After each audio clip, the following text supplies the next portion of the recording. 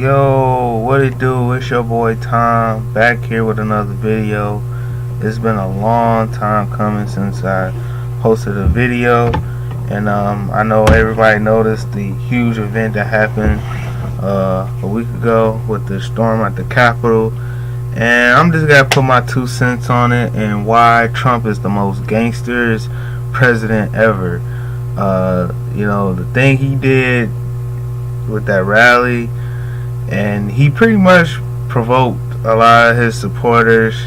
A lot of his supporters is dumb enough to actually go and storm the Capitol and get criminal charges.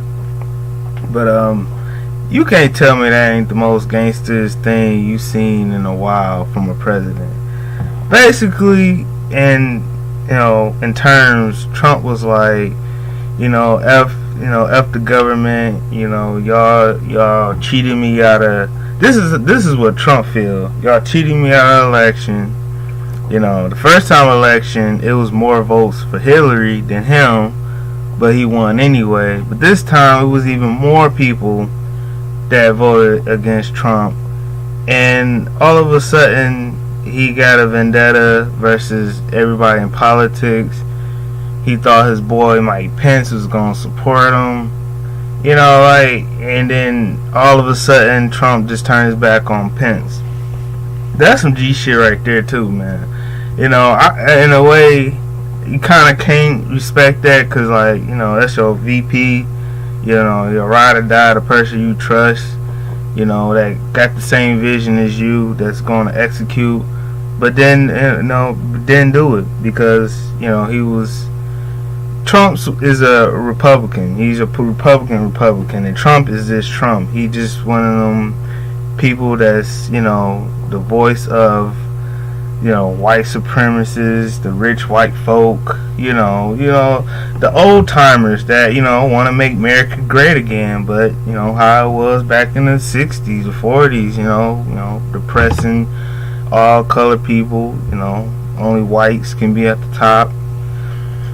But that move he did with the rally, man, is some G shit, man. He knew he lost. Recounting the ballots and all that. The Senate is majority Democrat. There's no way they revoke the electoral votes and stuff. So Trump knew he lost.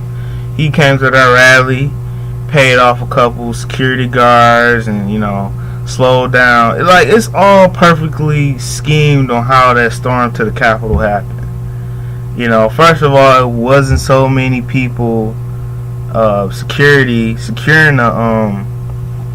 the Capitol that it should have been, when it was thousands of people a couple miles away from the Capitol that can just easily went down the street and just knock on the gates of the Capitol hey, let us in, Trump, hey, Trump, well, whatever. But Trump is gangster, bro. There's a lot of presidents. I don't know what Nick. I don't even think I was alive when Nixon. Who else did some gangster ass shit? You can't say. I don't even know. He did some G shit. You know what I'm saying? It was messed up and sad that he did it. And people to this day say, "Oh, Trump didn't do nothing." I seen that whole rally. Literally the next day after the storm on the Capitol, I seen the whole rally, and he put up a lot of key points and reasoning of go ahead and storm the Capitol. Let's fight for our liberty. Let's trial by combat. It was so many key points he did in his speech that just made everybody riled up and ready to do some damage and try to overthrow the government. Try to make Trump our president for 4 more years, even though majority of people don't want him to be our president for another 4 years. And to be honest, I don't even think how you can take Trump seriously, knowing that we got a virus pandemic. The guy gets the virus and still doesn't respect, wearing masks, laws, and still conducting parties at the White House, and multiple people got corona. He didn't take it serious because he's all about money over health. At the end of the day, I know a lot of people, especially here in Michigan, with Governor Whitmore policies and locking everything down. But it is a thin line between you want more people alive and healthy, or you want more people working and making ends meet. And both is important. But at the end of the day, once a life is gone, life is gone. You can't bring that back. I know a lot of people, pockets are dry, can't find a job, or job is just laid off. But at the end of the day, everybody got to do their due diligence and wear a mask and whatnot. And, just be considerate, other people. But, yeah, Trump, by the way, man, this is recorded on the 19th. By tomorrow, less than probably 24 hours, we will have a new president, I'm about to say Obama, Joe Biden. And pretty much, man, it's pretty much Obama 2.0 with a black VP president this time. And I ain't gonna lie, the Democrats, man, I've been taught all my life, as a kid, as my parent. I remember as elementary